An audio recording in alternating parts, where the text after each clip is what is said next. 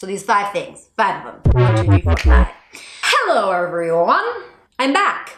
Did you miss me? This week, I am going to be sharing with you things I wish I knew when I was just starting out in makeup. Now, I've been doing makeup for a very long time. I certainly was playing with makeup as a young child. I did a lot of theater where I did all of my own makeup. I used to watch my mom do her makeup. I've been doing makeup for a hot minute, but that doesn't mean I was always a pro at it. Of course not. So, these are 5 things that I wish I could go back and tell my former self, no!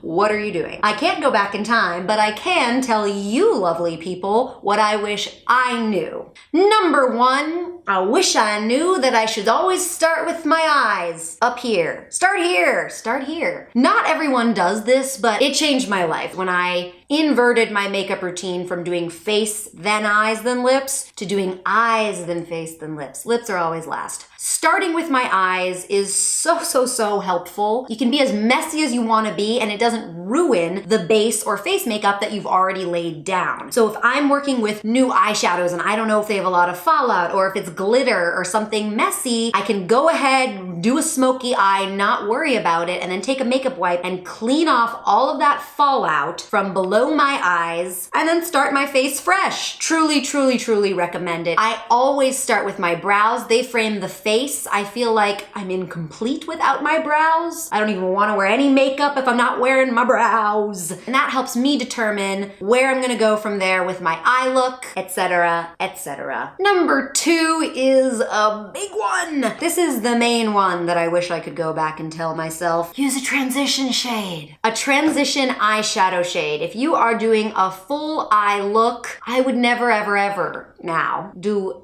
a makeup look that includes eyes and leave out a transition shade. This is different than a crease shade. This is a shade that is darker than your natural skin tone, but still neutral, relatively neutral and nude for you. That just helps create a transition from the lightest part of your eyeshadow onto the darkest, which is either the crease or your lid. So it doesn't go from one stark color to another. It gradates down, makes it look a little more natural, softer, blended, which is always the name of the game when it comes to eyeshadows. This is something I did.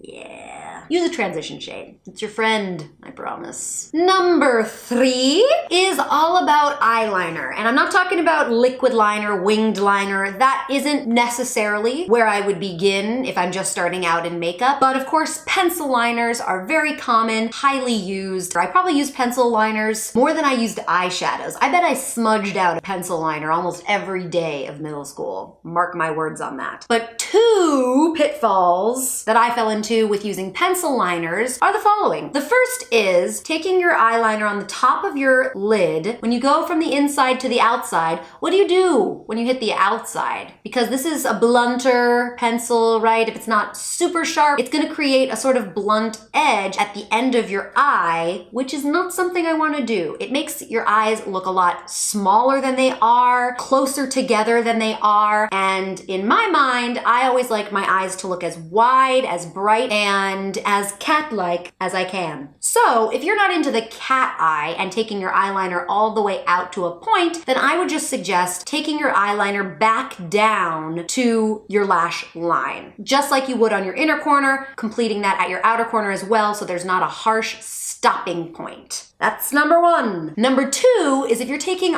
pencil eyeliner in your waterline. I used to, with the black liner, man, did I used to have heavy black liner. I would just roll that baby all day and night on my waterline, and I thought it was sexy, but I used to take it way far into the inner corner, this part here that's innermost point of my eye, and that just is a recipe for muddy disaster. So when I'm taking a pencil eyeliner in my waterline, I go from the very outer corner of my eye and take it almost to the tip of my inner corner, but not quite. I leave a little bit of space so that it doesn't get all muddy and goopy and gross.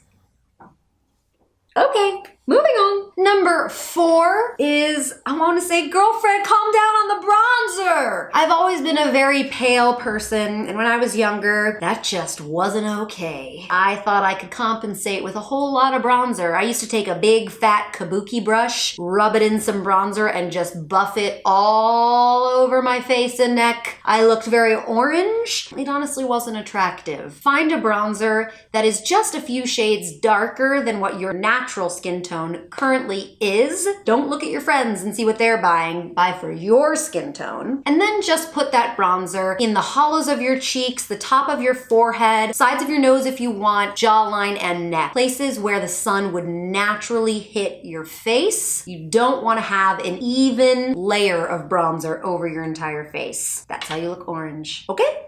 Okay. Last but not least, number 5 is overline those lips, girl.